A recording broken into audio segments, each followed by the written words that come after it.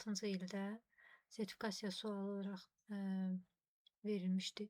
Onluq say sistemində verilmiş 2 üstü 10 ədədini dördlük say sistemində təsvir edin.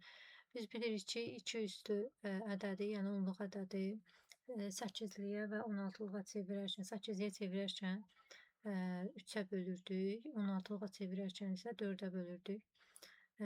Amma dördlük say sistemi deyil bizdə. Dördlük say sistemi isə 2 üstü 2 ilə götürülür. Məsələn, 8 2 üstü 3 olduğu üçün 3 bölürdük, 3 bit olaraq götürürük. 16 da 2 üstü 4 olduğu üçün 4 ayırırdıq, yəni 4 bit olaraq ayırırıq. Dördlük say sistemi də 2 üstü 2 olduğu üçün 2 ayıracaq, yəni 2 bit olaraq ayıracaq. 2 üstü 10, bir yanında 10 dənə 0 deməkdir. Normalda 10-u bölüb 2-yə, belə də yemək olar, yəni. 10-u bölürük 2-yə. Neçə düşür? 5 düşür deməli.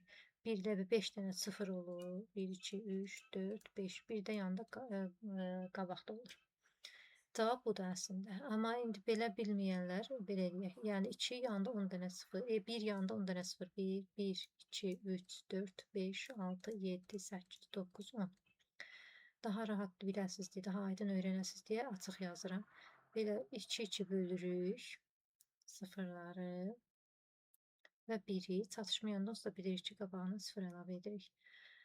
0 eləyir, 0, 0, 0, 0. Bu isə 1 edir. Eyni yazılışdır.